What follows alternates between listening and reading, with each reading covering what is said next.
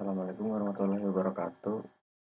Untuk pertemuan UAS ini, praktikum mekanika fluida dan hidrolika, saya akan mempresentasikan saluran terbuka dan saluran tertutup dengan saya Muhammad Isninanto dengan NIM 41120010051, dosen pengampu yaitu Bapak Acep Hidayat.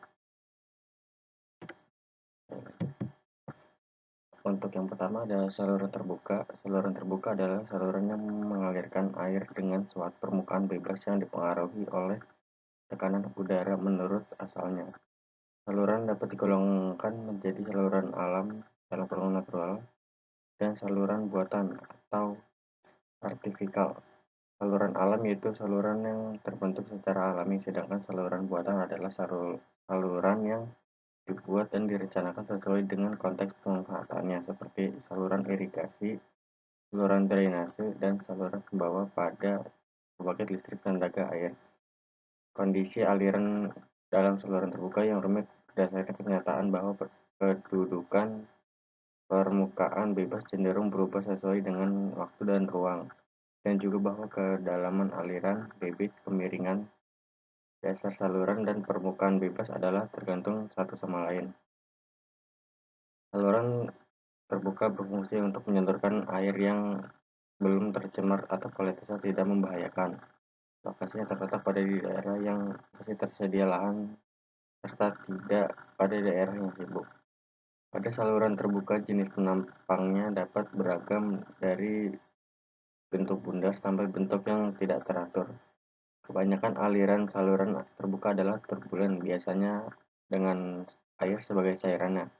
Metode menganalisis aliran saluran terbuka tidak terkembang metode untuk kondisi tertutup. Persamaan yang dipakai mengasumsikan turbulensi penuh dengan kerugian tinggi yang sebanding dengan kuadrat kecepatan. Kasaran pada saluran terbuka tergantung pada kedudukan permukaan bebas, sebab itu pemilihan koefisien gesekan untuk saluran terbuka lebih bersifat tidak pasti dibandingkan dengan untuk kecepatan aliran. Dengan adanya suatu permukaan bebas dan gesekan di sepanjang dinding saluran, maka kecepatan dalam saluran tidak terbagi merata dalam penampang saluran. Distribusi kecepatan pada penampang saluran juga tergantung pada faktor-faktor lain, seperti bentuk penampang yang tidak lazim, kekasaran saluran, dan adanya tekukan-tekukan. Kecepatan aliran merupakan waktu yang dibutuhkan per jarak yang ditempuh oleh suatu partikel untuk berpindah dari suatu tempat ke tempat yang lainnya. Rumus menurut kekasaran Manning adalah berikut.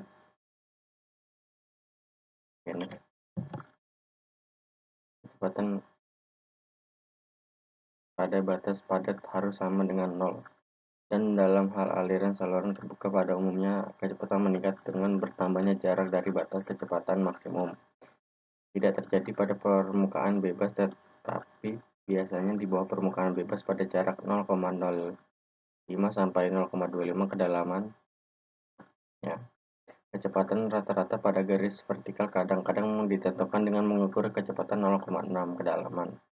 Tetapi cara yang lebih dapat diandalkan ialah dengan mengambil rata-rata kecepatan pada 0,2 dan 0,8 kedalaman sesuai dengan pengukuran survei geologi Amerika Serikat.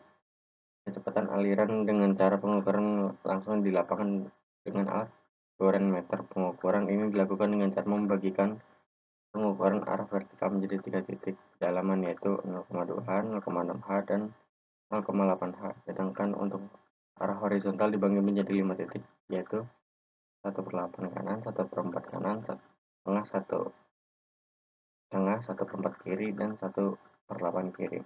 Kecepatan rata-rata didapatkan dengan menggunakan rumus sebagai berikut. Kemiringan saluran. Kemiringan saluran akan mengakibatkan pergerakan kecepatan aliran air menjadi lebih cepat ataupun menjadi lebih lambat. Jika kecepatan aliran air menjadi lebih cepat, itu berarti nilai kemiringan salurannya besar. Akan tetapi apabila kecepatan aliran air semakin lambat, itu berarti kemiringan salurannya kecil. Pada saluran terbuka, kemiringan saluran dinyatakan dengan notasi S yang menunjukkan beda ketinggian antara titik awal dan titik akhir perpanjang saluran. Rumus yang digunakan dalam mencari kemiringan saluran adalah sebagai berikut. Saya lanjut. Kekasaran saluran. Kekasaran saluran terbuka arahnya berlawanan arah dengan aliran air, sehingga sifat dari kekasaran saluran bersifat menahan aliran air. Air kekasaran saluran tergantung dari material yang digunakan dalam saluran. Nilai kekerasan sangat bervariasi dan tergantung dari berbagai faktor, antara lain kekerasan permukaan, ketidakteraturan saluran, ukuran bentuk saluran, dan tinggi air serta debit aliran. Bila bahan bentuknya halus, maka nilai hambatan menjadi rendah dan relatif tidak terpengaruh dengan perubahan taraf aliran. Sebaliknya, bila bahan pembentuk saluran dari pasangan batu atau kerikil, maka nilai hambatannya tinggi dan tidak terjadi baik pada taraf air tinggi maupun rendah. Kekasaran mining. Secara teoritis, koefisien kekasaran mining berpengaruh kepada kecepatan dan debit aliran. Jika nilai hambatan besar, maka nilai kecepatan dan debit aliran menjadi mengecil. Dengan demikian, kecepatan aliran tergantung pada bahan pembentuk saluran. Bila saluran dilapisi oleh tanah di mana butiran-butiran bahan pembentuk saluran seperti lempung atau lanang mempunyai efek hambatan jauh lebih kecil bila dibandingkan dengan tanah bahan kasar seperti pasangan batu atau kerikil. Tabel koefisien kekasaran mining dapat dilihat sebagai berikut. Kekasaran CZ. Air mengalir melalui saluran terbuka akan menimbulkan tegangan geser (tahanan) pada dinding saluran. Tahanan ini akan diimbangi oleh komponen gaya berat yang bekerja pada zat cair dalam arah aliran. Di dalam aliran seragam komponen gaya berat dalam arah aliran adalah seimbang dengan tahanan geser.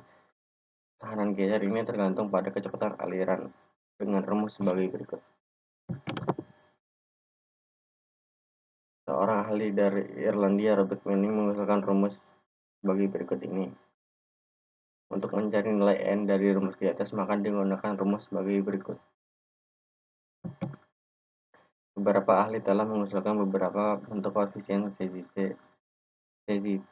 dari rumus umum V sama dengan C akar RH K1. Koefisien tersebut tergantung pada bentuk tampang lintang bahan dinding saluran dan kecepatan aliran. Dalam penelitian ini akan ditinjau dengan menggunakan rumus Bézier, yaitu sebagai berikut. Dengan YB adalah koefisien yang tergantung pada kekasaran dinding. Nilai YB untuk beberapa jenis dinding saluran terdapat pada tabel berikut. Tabel koefisien kekerasan bazin. Ukuran dan bentuk saluran. Kenapa saluran alam umumnya tidak beraturan? Biasanya bervariasi dari bentuk seperti parabola sampai trapesium. Penapang saluran biasanya dirancang berdasarkan bentuk geometris yang umum. Bentuk yang paling umum dipakai untuk saluran berdinding tanah yang tidak dilapisi adalah bentuk trapesium. Sebab stabilitas kemiringan dindingnya dapat disesuaikan. Bentuk persegi panjang dan segitiga merupakan bentuk khusus selain trapesium. Berhubungan untuk persegi panjang mempunyai sisi tegak biasanya dipakai untuk saluran yang dibangun dengan bahan yang stabil seperti pasangan batu, kadas, logam, atau kayu. Penampang segitiga hanya dipakai untuk saluran kecil, itu selokan dan penyelidikan di laboratorium.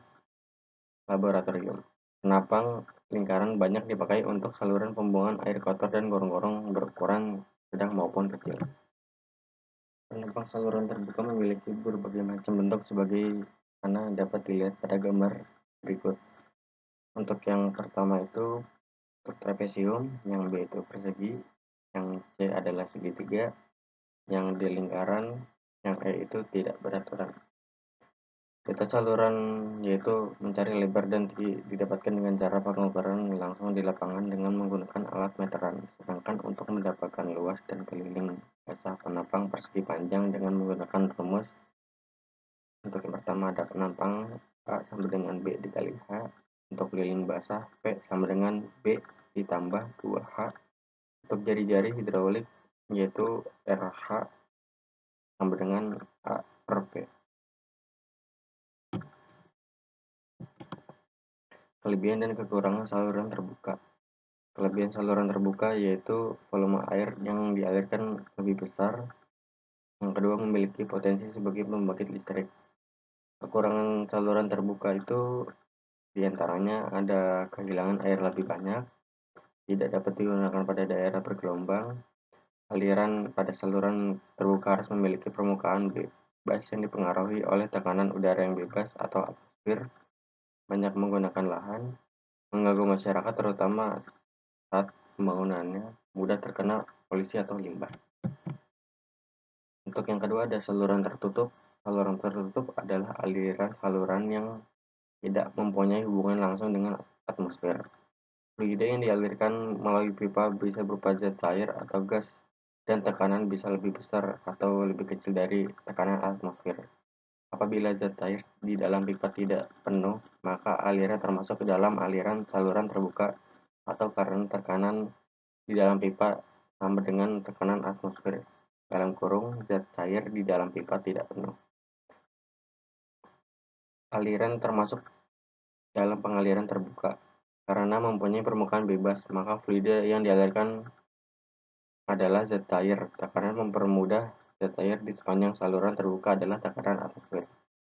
Perbedaan mendasar antara aliran pada saluran terbuka adalah aliran pada pipa adalah adanya permukaan yang bebas yang dalam kurung hampir selalu berupa udara pada saluran terbuka. Jadi seandainya pipa alirannya tidak penuh sehingga masih ada rongga yang berisi udara, maka sifat dan karakteristik alirannya sama dengan aliran pada saluran terbuka.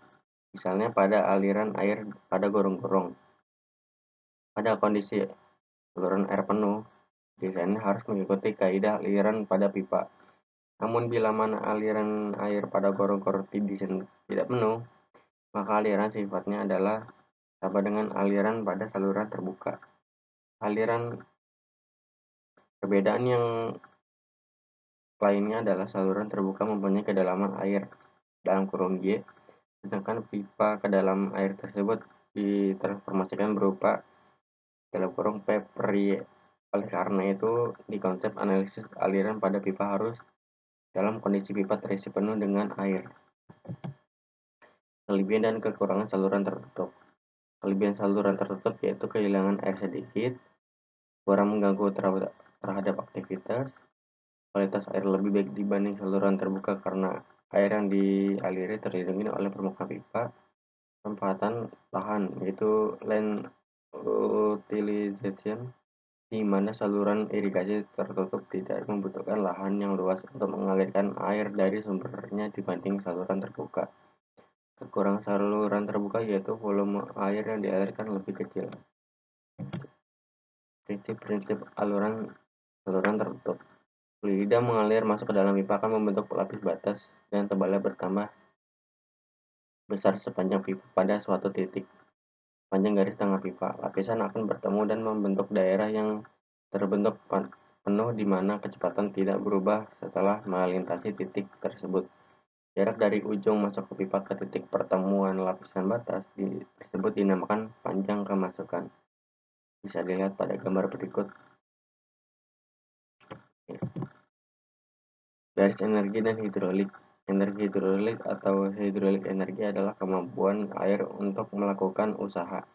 Sedangkan usaha merupakan jumlah energi yang bekerja pada satuan waktu. Ada dua macam energi hidrolik, yaitu energi kinetik dan energi potensial.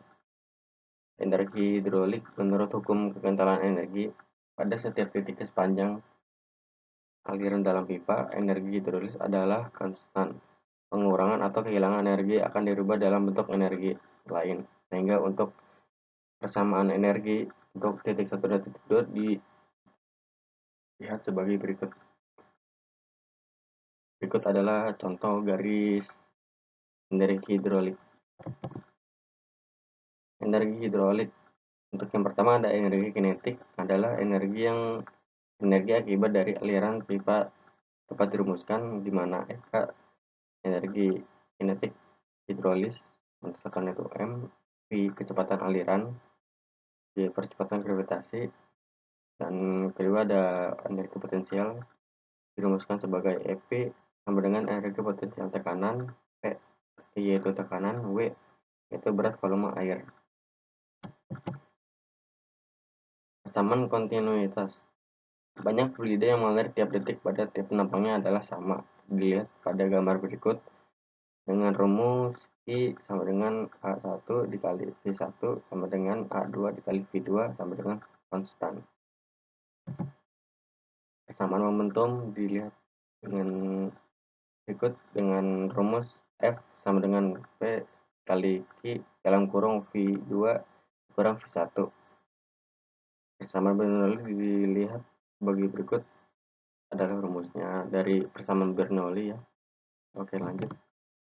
Aplikasi persamaan kontinuitas, misalnya mekanisme aliran darah dalam sistem sirkulasi manusia, kita dapat mengukur perbedaan kelajuan darah saat darah mengalir dari jantung ke aorta, kemudian dari arteri ke arteri utama, selanjutnya dari ke arteri kecil dan diteruskan ke sejumlah pembuluh kapiler.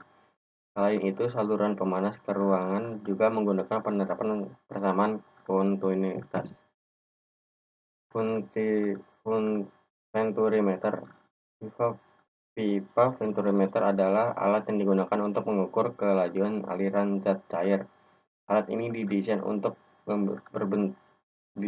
berbentuk pipa yang mengalami penyempitan diameter berdasarkan ada tindaknya alat mengukur tekanan. Venturimeter dibedakan menjadi dua, yaitu venturimeter tanpa manometer dan venturimeter dengan manometer. Dilihat sebagai berikut. Di sebelah kanan juga ada rumus dari venturimeter, bisa dilihat. Lanjut. Perbedaan saluran terbuka dan saluran tertutup. Saluran terbuka yaitu saluran terbuka mempunyai permukaan yang bebas, sedangkan saluran tertutup yaitu tidak mempunyai permukaan yang bebas karena air mengisi seluruh penampang. Oke, terima kasih. Sekian presentasi dari saya, kurang lebihnya mohon maaf. Wassalamualaikum warahmatullahi wabarakatuh.